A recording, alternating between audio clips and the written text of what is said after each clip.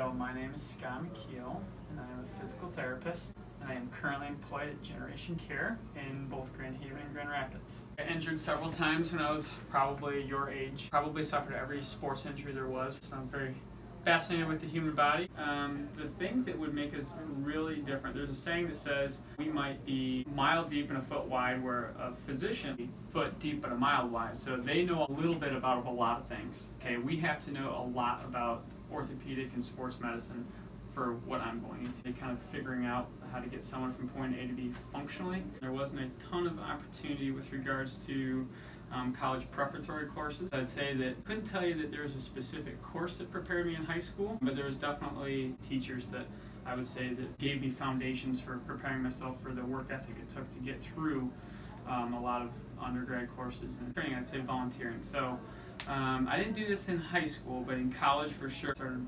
volunteering at different physical therapy clinics for sports medicine, but also in hospital rotations, and that helped more than any course alone. So in order to become a physical therapist, you have to get an undergraduate degree before going into graduate school. So that is a Bachelor of Science, or you can get a Bachelor of Arts. I got mine from Grand Valley. You have to get a doctorate of physical therapy. Also got that from Grand Valley. So for undergrad, it's going to be, it varies. It's closer to the six figures, $100,000 when you're talking room and board along with tuition. I do believe I have them, since I'm in the profession. There are several mental and physical requirements. I'd say that the biggest mental requirement is you have to be tough, working typically 8 to 10 hour day. You have to be able to problem solve and think on your feet in all the different types of complex cases. You have to be able to perform several different types of exercises. I think you should be able to stay in physical shape. I do.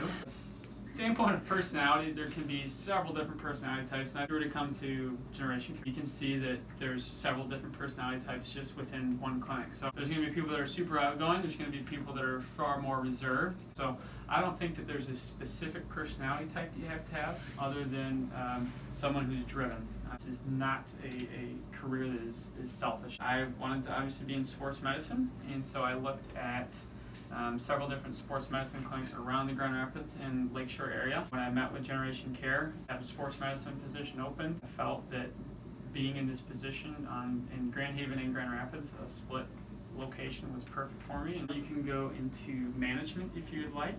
So different postdoctoral degrees that you can get, improve like a certain skill set that you might have. Present and future all looks pretty good. There's always going to be people who are injured. There's always going to be people who need help.